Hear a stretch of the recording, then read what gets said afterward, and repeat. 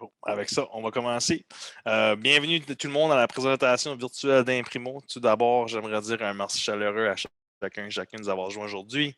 Après plusieurs années de travail acharné, nous avons finalement lancé Imprimo à la fin du mois de mars. Nous sommes extrêmement fiers du produit final. C'est avec un grand plaisir que j'aimerais partager avec vous le parcours d'Imprimo, de la conception jusqu'aux magnifiques plateformes qu'on a aujourd'hui. Durant la démonstration aujourd'hui, je démontrerai certaines fonctionnalités d'Imprimo qui ont été conçues pour les artistes et on vous donnera un aperçu de ce qui est à venir pour Imprimo. Je vous demanderai d'attendre à la fin pour je vous demanderai d'inscrire vos questions dans la section de discussion et d'attendre à la fin pour avoir vos réponses à toutes vos questions. J'ai mis 20 minutes à la fin. J'ai réservé 20 minutes à la fin pour répondre à toutes vos questions. Si on va faire ça, qu'on répond à tout le monde, mais si vous pourrez attendre jusqu'à la fin, ce serait grandement apprécié. Regardons maintenant au tout début, quand Imprimo était seulement une idée. Lors de notre recherche, nous avons découvert que avec la technologie de la blockchain, ça rendait le potentiel de la gestion des droits d'auteur à être plus robuste qu'auparavant. Grâce à cette technologie émergente, l'Internet tel qu'on la connaît aujourd'hui évolue très rapidement. Au tout début, l'Internet qui est apparu, il s'agissait d'un mode d'échange d'informations qu'on référait tel que le Web 1. Ça a évolué au Web 2, qui nous a permis aux utilisateurs d'interagir les uns les autres, puis qui a contribué au développement et à l'augmentation en popularité des plateformes de médias sociaux. Nous avons maintenant un nouvel Internet qui surgit, le Web 3, qui est l'Internet qui est soutenu par la blockchain. Le Web 3 permet aux utilisateurs non seulement d'échanger de l'information, mais aussi d'échanger de la valeur. Ce qui veut dire que c'est maintenant possible d'enregistrer, de transférer la propriété d'un fichier, non seulement d'envoyer une copie et de la partager.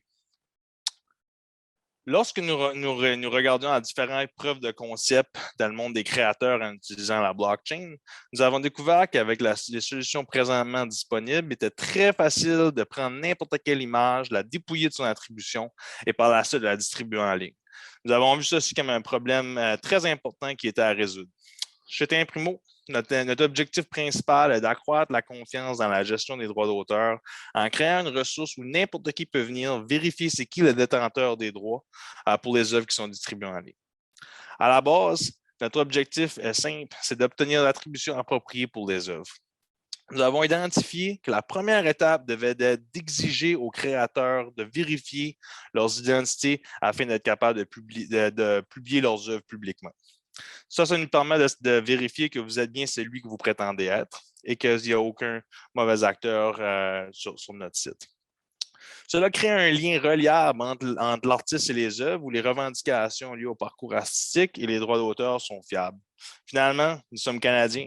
Imprimo vous est offert en français et en anglais. Lors de nos entrevues avec les galeries et les artistes, il nous a souvent été dit que c'était important d'avoir un produit canadien pour servir le monde des arts visuels.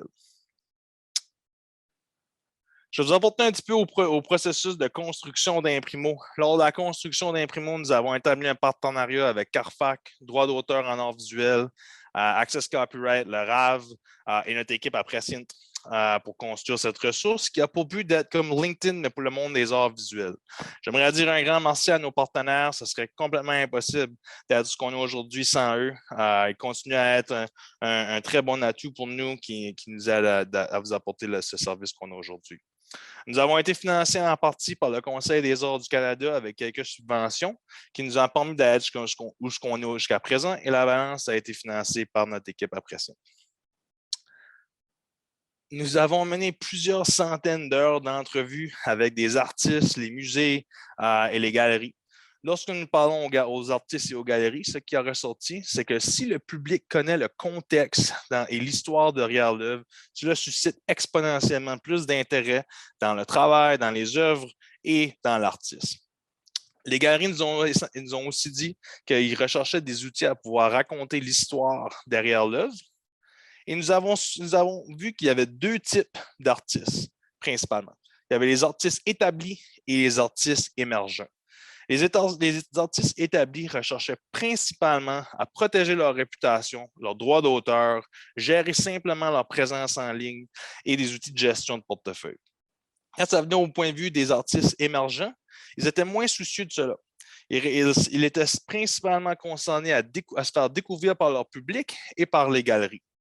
Donc, nous sommes venus à la conclusion qu'il fallait incorporer des fonctionnalités qui touchaient aux deux types d'artistes et que nous devions construire un mode de découverte qui permet aux artistes de raconter leur histoire, l'histoire de leurs œuvres d'une façon très engageante. Avec cela, je vais vous apporter sur Imprimo pour vous donner une petite démonstration. Donc, voilà Imprimo. On a finalement lancé après plusieurs années de travail à la fin mars. Ça fait un petit peu plus que 2 mois et demi. On s'approche sur 3 mois. Nous avons plus de 400 utilisateurs et 18 000 œuvres d'art sur notre site. Nous sommes très heureux de voir avec la rapidité avec qui les artistes adoptent notre plateforme comme leur plateforme de choix. Ici, vous voyez, nous avons la page d'accueil. La page d'accueil a été conçue afin de permettre au public de découvrir de nouveaux artistes, des nouvelles œuvres d'art. Vous pouvez glisser ici et aller jusqu'à l'infini pour découvrir différentes œuvres d'art. Si je mets ma souris au-dessus d'une des images, vous pouvez voir que l'avatar de l'artiste, le nom de l'artiste et le nom de la pièce apparaissent. Si je vais dans le coin en haut, vous voyez sous l'empreinte vous voyez le nom du détenteur des droits d'auteur, la date que c'est enregistré et le hash du blockchain. Je vais aller dans plus de détails pour ça dans une seconde. Vous pouvez aussi chercher dans le coin en cliquant sur la loupe pour votre artiste préféré, votre œuvre d'art préférée. Vous pouvez aussi cliquer sur les œuvres qui vous donnent une chance d'explorer les différentes œuvres qu'il y a sur Imprimo. Et vous pouvez cliquer sur la section d'artistes pour découvrir les différents artistes d'Imprimo. Encore une fois, vous pouvez voir l'avatar, le nom de l'artiste, son prénom, la location de l'artiste et les 3 œuvres d'art que l'artiste a décidé d'afficher ici. À cette heure, je vais vous apporter à regarder au profil de l'artiste. Voici le profil d'un artiste qu'on croit qu'il était très complet chez Imprimo. Ici, on peut voir le nom de l'artiste, l'avatar et encore une fois, la location de l'artiste. Ce qui est important que j'aimerais souligner, c'est ici, vous pouvez voir que l'identité de l'artiste a été vérifiée. Le processus là, il devait prendre une photo de votre pièce d'identité, vous devez prendre une selfie et de là, ils vont matcher le visage et le visage sur la pièce d'identification pour faire sûr que vous êtes bien qui vous prétendez être. Ça, c'est le step numéro 1 dans le processus d'Imprimo. Si vous ne vérifiez pas votre identité, vous simplement ne pourrez pas publier vos œuvres publiquement, qu'on croyait qu'était une des parties les plus importantes dans le processus. Dans le coin à droite, vous voyez le bouton « Partager » qui permet de partager votre profil ou le profil de l'œuvre sur les médias sociaux, par courriel, par texto ou simplement copier le lien et l'envoyer à vos amis. Ici, vous voyez l'image principale de l'artiste. Randa, ici, elle a mis une image d'elle dans son studio, qui est ce qu'on recommande le plus durant nos entrevues avec les galeries, le public et les artistes. On a découvert que si vous pouvez avoir une connexion émotionnelle avec l'artiste, ça augmentait exponentiellement l'intérêt dans l'artiste et dans les œuvres. Il y a une petite description ici de l'artiste et plus bas, vous avez une biographie plus complète. Dans le côté à gauche, vous voyez, côté à droite, excuse-moi, vous voyez les liens des médias sociaux de l'artiste et l'option de contacter le représentant. Dans ce cas-ci, dans l'artiste, vous pouvez le mettre dans le portail. C'est qui son représentant, que ce soit un galeriste qui se représente eux-mêmes ou quelqu'un d'autre. Vous avez l'option de sélectionner c'est qui est le représentant. Et dans ce cas-ci, un courriel va être envoyé au représentant. Advenant que je suis intéressé dans les arts de Randa, j'aimerais en apprendre plus, je peux envoyer un courriel au représentant qui va venir en contact avec nous. Vous avez aussi, dans le mode du profil, il y a le profil, il y a le CV numérique et il y a les œuvres. Quand ça vient au point de vue du CV numérique, ce qu'on a réalisé, c'est que la majorité des artistes, leur CV est présentement sur leur site web ou sur un PDF noir sur blanc qui raconte l'histoire de l'artiste, mais pas nécessairement dans une façon qui est super engageante pour le public. On voulait créer une ressource qui était facile à mettre à jour et qui était vraiment engageante pour le public lorsqu'il vient à apprendre plus à propos de l'artiste. Si je regarde du Randa, vous pouvez voir que vous avez des expositions individuelles, des expositions de groupe, de différentes distinctions et les associations professionnelles. Dans ce cas-ci, Randa est un membre du RAV. Donc, elle a indiqué ici qu'elle était un membre du RAV. Si je reviens aux expositions, vous voyez qu'il y a la liste des expositions avec la date et le petit plus rouge du côté droite. Si je clique ici, vous pouvez voir que je vois les œuvres d'art qui ont été exposées lors de cette exposition et plus d'images attestant à cette exposition. Ça permet de faire deux choses. Un, pour le public, ça permet de comprendre l'histoire qui s'est passé derrière l'exposition et aussi de donner des preuves de l'histoire de la provenance de l'œuvre d'art. Ici, en fait, on a lié les revendications dans le CV aux revendications de l'œuvre d'art. Quand vous mettez dans votre profil, vous entrez les informations, que ce soit dans le CV ou dans les œuvres d'art, ils vont être liés les uns à l'autre, qui va réduire le montant d'administration requis par les artistes. Et ainsi de suite, vous pouvez aller voir sur les œuvres d'art et voir le portefeuille complet de Randa. Je vais vous apporter maintenant sur une image, sur un profil d'œuvre qu'on croit qui est très complet. Ici, on a Grant McConnell. Grant McConnell, c'est un artiste en Saskatchewan. Vous pouvez voir dans le nom de l'artiste, il y a le nom de la pièce.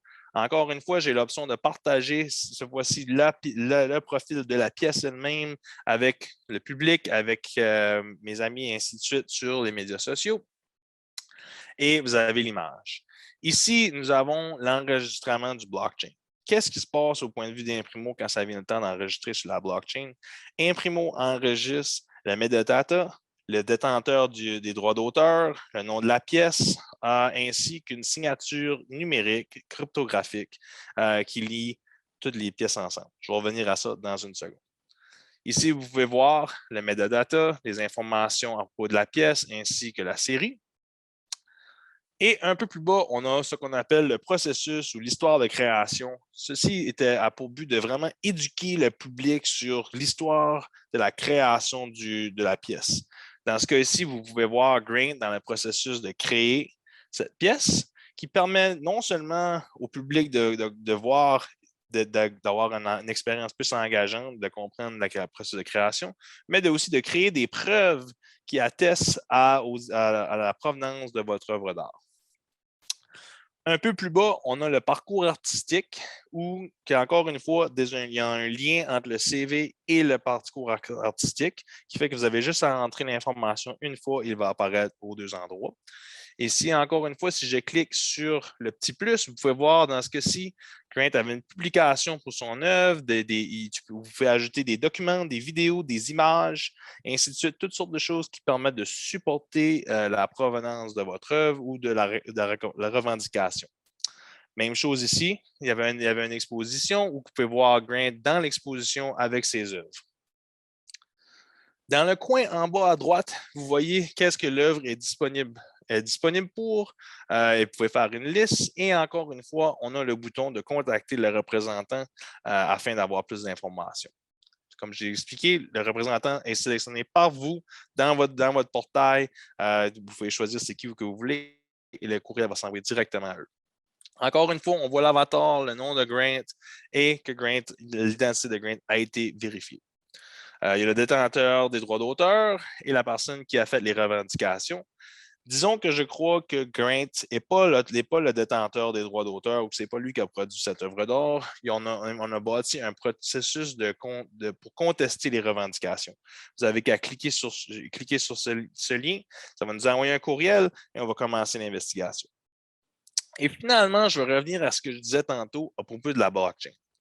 Sur revenir, on enregistre le nom du droit d'auteur, le nom de l'œuvre, tout le metadata qui est lié à l'œuvre et dans ce cas-ci, la signature digitale cryptographique. Ce qui permet de lier la pièce au profil sur Imprimo où l'identité a été vérifiée, qui permet vraiment d'ajouter beaucoup plus c'est beaucoup plus fiable les revendications qui ont été faites sur Imprimo.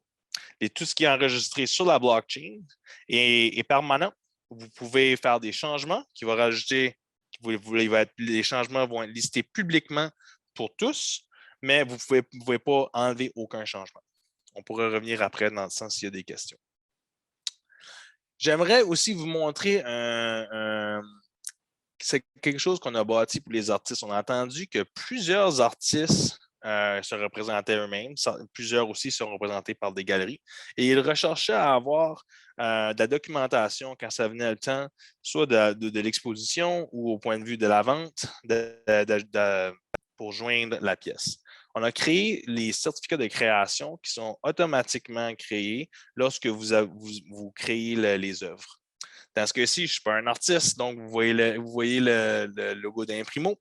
Si je clique sur le certificat, vous pouvez voir que le certificat de création apparaît. Il y a le nom de la pièce, il y a mon nom d'artiste, ou ma signature. Vous n'êtes pas obligé d'ajouter la signature, c'est complètement à vous de décider si vous voulez. Dans mon cas, j'ai décidé de la rajouter. Vous voyez la date à laquelle mon identité a été vérifiée, la metadata par rapport à la pièce. Et dans ce cas-ci, vous verrez le hash de blockchain. Mais comme que je ne suis pas un artiste, je n'ai pas publié le logo d'Imprimo. Vous voyez que ça dit en attente. Et finalement, on a le QR code. Le QR code permet disons que vous décidez de fixer le certificat de création à côté de votre œuvre lors d'une exposition. Ça permet aux individus de venir, de scanner le QR code et d'arriver chez Imprimo où tu peux avoir l'histoire en détail de votre pièce de conception jusqu'au produit final et même où est-ce que la pièce a été exposée, et ainsi de suite. Présentement, plusieurs galeries ont une petite plaque avec un peu d'informations et on a entendu qu'ils recherchaient des outils qui permettent de compter l'histoire en plus de détails et voici ce qu'on a créé. On a aussi créé l'option d'avoir juste le code. Vous pouvez cliquer ici et le code apparaît. Vous voulez l'imprimer. Vous avez juste à couper la pièce du code et de l'afficher à côté de votre œuvre au moment de l'exposition. Encore une fois, vous avez seulement à scanner, les amateurs d'art ont seulement à scanner le QR code et ils vont arriver chez Imprimo sur le profil de votre œuvre d'art. J'aimerais revenir à mon profil. Oh, pas ici, désolé. Ici. Désolé. Voilà. Ça, on a créé une intégration avec la bande d'image du droit d'auteur en art visuel. On est présentement en train de travailler avec le RAV pour créer la même chose où que tu peux simplement importer toutes tes informations de la bande d'image, droit d'auteur visuel en art visuel chez Imprimo avec seulement un clic.